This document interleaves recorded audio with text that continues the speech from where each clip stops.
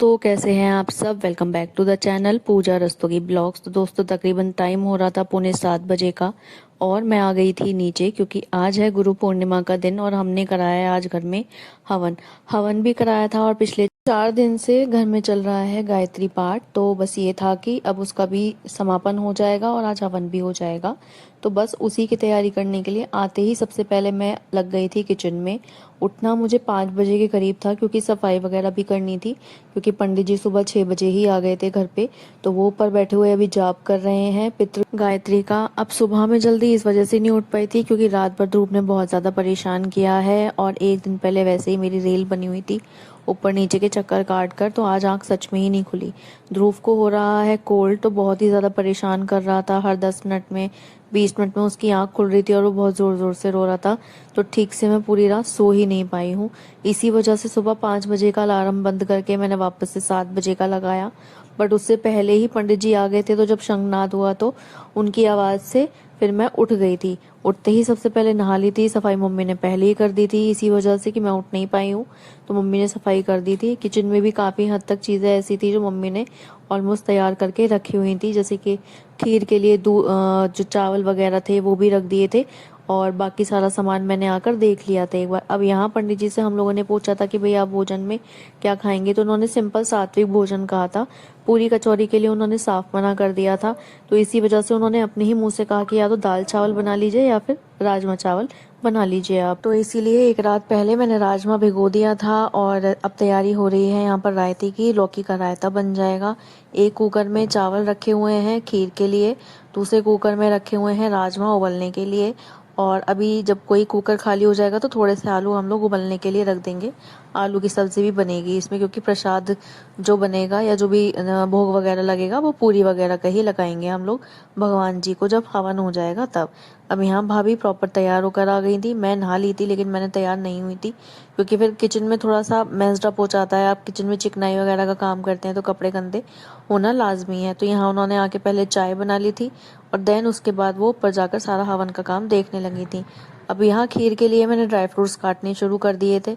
अब dry fruits में मैंने थोड़े से काजू किशमिश और बादाम लिए हैं। उधर मम्मी ने मखाने बोले थे, हालांकि मैं मम्मी से मना कर रही थी कि मखाने आप ना ही ऐड करें तो ही ज़्यादा अच्छा है, क्योंकि खीर में ये वाली जब चावल वाली खीर बनाते हैं तो उसमें मुझे मखाने ना अच्छे नहीं लगते। या तो आप मखाने अगर डाल रहे हैं तो बिल्कुल आप महीन पीस कर डालेंगे तब टेस्ट इसका अच्छा आता है, लेकिन अगर आप साबुत आधे करके डालेंगे तो टेस्ट बहुत ज़्यादा अजीब सा हो जाता है मेरे हिसाब से। अब मुझे मौसा जी की तरह भाई पूरी परफेक्ट कुकिंग तो आती नहीं है कि वो बिल्कुल एक्यूरेट रेशियो बताते हैं जब चीज़ों का कि कितनी चीज़ किस में जाएगी। तो भाई वो चीज़ तो मुझे नहीं आती है, लेकिन हाँ मैं अपने हिसाब से कुकिंग ठीक कर लेती हूँ भाई। लेकिन जब मैंने उनके चैनल पे उनकी कुकिंग स्किल्स देखी तो भाई सच में मैंने भी मौसी को कमेंट करके कहा कि ये तो भाई एकदम से जैकपॉट है आपके लिए कि मौसा जी को इतनी अच्छी कुकिंग आती है। अब तो हम भी कुछ ना कुछ उस पर सीखेंगे चैनल पर। राजमा अच्छे से उबल चुका था, 4-5 सीटी लगी थी, भीगा हुआ था इसलिए अच्छे से सीटियाँ लगा दी थी और अच्छे से ये घुट भी गया था। अब यहाँ बारी थी तड़का लगाने की। तो तड़के में मम्मी ने यहाँ पे टमाटर की प्यूरी पहले से ही बना के रखी हुई थी और इसमें थोड़ी सी हरी मिर्ची हम लोगों ने ऐड करी है। अब सबसे पहली चीज़ ये है कि मसाले के अंदर हमने टमाटर प्याज का कोई भी यूज़ नहीं किया है, क्योंकि पंडित जी के लिए खाना बन रहा है। बस खड़े मसाले हम लोगों ने इस्तेमाल करे हैं जो मैंने उस दिन जब इसका ध्रुव का बर्थडे था तब उस दिन जितने भी मसाले थोड़े से खड़े मसाले बच गए थे वो वाला मसाला मैंने अब इसमें थोड़ा सा ऐड कर दिया ताकि फ्लेवर थोड़ा सा चेंज हो जाए। टमाटर प्यूरी को मैंने अच्छे से भून लिया था। बारी थी इसमें मसाले मिलाने की। कोई भी बाहर का मसाला है इसमें मैंने ऐड नहीं किया है क्योंकि पंडित जी के लिए खाना बन रहा है तो बहुत ही सिंपल खाना बना रही हूँ।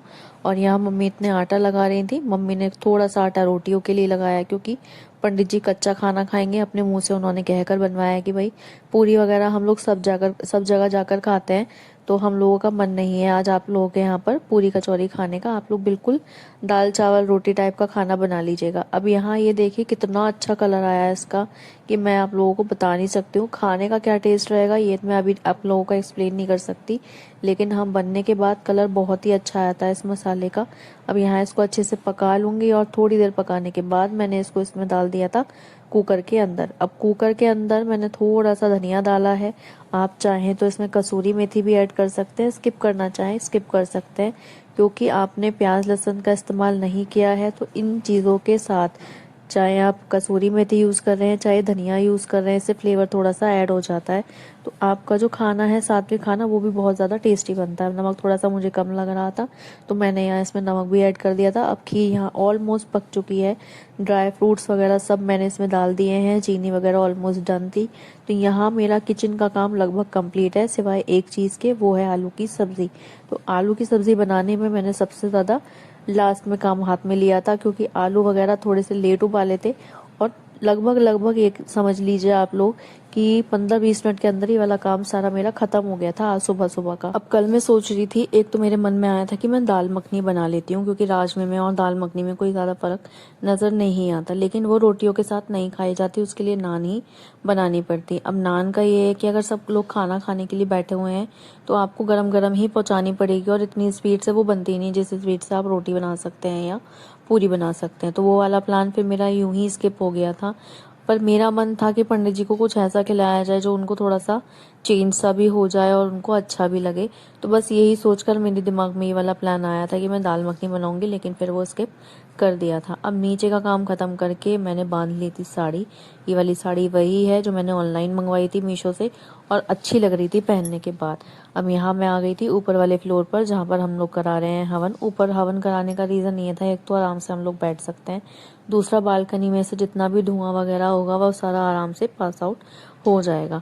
अब जाप वगैरह भी यहीं पर कराए थे पंडित जी ने, तो हम लोगों ने सोचा कि हवन भी हम लोग यहीं पर ही करा लेते हैं। अब यहाँ पे जितने भी पंडित जी थे, इनके अलावा वो सभी अभी कथा वगैरह करने के लिए और हवन वगैरह करने के लिए चले गए हैं, क्योंकि हवन में एक पंडित जी बैठेंगे, उन्हीं से ही काम हो जाएगा। इसीलिए उन्होंने भी अपना हर्जा ना करते हुए बाकी जगह काम देख लिया अपना। इतने पंडित जी ने यहाँ पर ये सारा काम देख लिया था, क्योंकि सारी तैयारी इन्होंने ही कर ली है, सामान बस हम लोगों ने लाकर रख दिया था। अब मम्मी नीचे से मंदिर में से अपने ये भगवान जी, लक्ष्मी जी और नारायण जी को उठाकर लेकर आई थी। तो बस अब ये था कि हवन शुरू होने वाला है, हस्बैंड नहीं आए हैं, तो उनको भी बस आवाज़ लगा दी गई है। मैं ऊपर ही बैठी हुई थी अभी, इसीलिए कि भाई जब वो आएंगे तब मैं उनके पास जाकर बैठ जाऊंगी। अब थोड़ा ही समय रह गया था और थोड़े समय के बाद ही हवन हो चुका था शुरू। तो यहाँ जो भी उन्होंने मंत्र वगैरह पढ़ने शुरू करे थे, या जो भी रिचुअल करा रहे थे, वो सारे हम लोगों ने फॉलो करने शुरू कर दिए थे। अब ये जितनी भी वीडियो शूट कर रहा है वो विद्युत शूट कर रहा है, तो हो सकता है थोड़ी सी फंबल हो जाए, थोड़ी सी ये हिलती डुलती नज़र आए आप लोगों को। पर ये था मेरा मोटिव कि मैं आप लोगों को दिखाऊं, और आप लोगों तक जो हमारे घर में मंत्र उच्चारण हुए हैं वो आप लोगों के कान में भी पड़े, थोड़ा सा आप लोगों को भी इस चीज़ का आनंद आए। तो आगे आने वाले टाइम में जितना भी वीडियो मैं आप लोगों के साथ शेयर कर रही हूँ हवन का, वो एज इट इज़ वॉइस में शेयर करूँगी, ताकि आप लोगों को भी थोड़ा सा इस चीज़ का पुण्य मिल जाए। ठीक है दोस्तों। अब ध्रुव की तबीयत इतनी ज़्यादा ख़राब हो रही है कि आज मैंने उसको नहलाया ही नहीं है, क्योंकि फ़ीवर हो रहा था रात से। उसको मैंने दवाई भी दे दी थी, लेकिन आराम नहीं लग रहा है।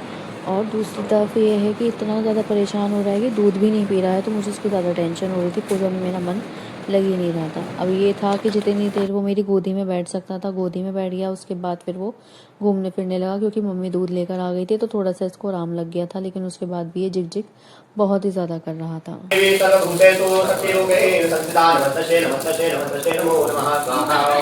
ओम या देवी सर्वभूतेषु सर्वरूपेण संस्थिता नमस्तस्यै नमस्तस्यै नमस्तस्यै नमो नमः स्वाहा। ओम या देवी सर्वभूतेषु लक्ष्मीरूपेण संस्थिता नमस्तस्यै नमस्तस्यै नमस्तस्यै नमो नमः स्वाहा। ओम भूतप्रेत पिशाचाते रावितं तोलिपालिनं आवाहये क्षेत्रपालं कर्मणि यस्मिन् सुखाय नमः स्वाहा। ओम भूतप्रेत पिशाचाते रावितं तोलिपालिनं आवाहये क्षेत्रपालं कर्मणि यस्मिन् सुखाय नमः स्वाहा।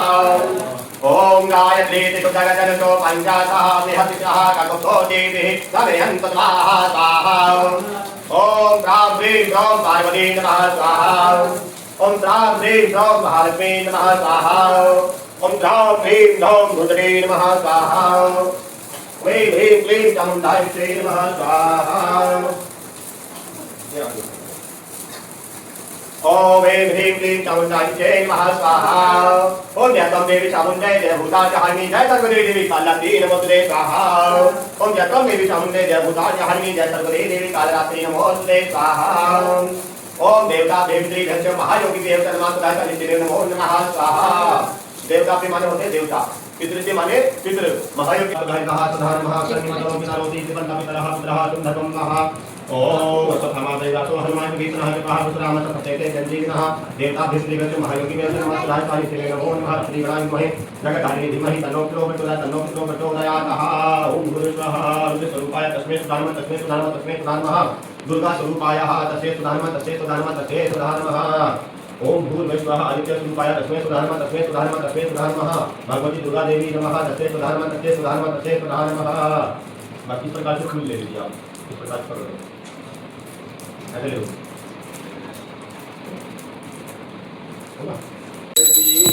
हरे ओ स्वामी जय जगदीश हरे भक्त जनों के संकट दास जनों के संकट सन में दूर करे। ओम जय जगदीश हरे तो थावे पल पावे दुख विरते मन का स्वामी दुख विरते मन का दुख संपत्ति घर आवे धन संपत्ति घर आवे घर मिले धन का। ओम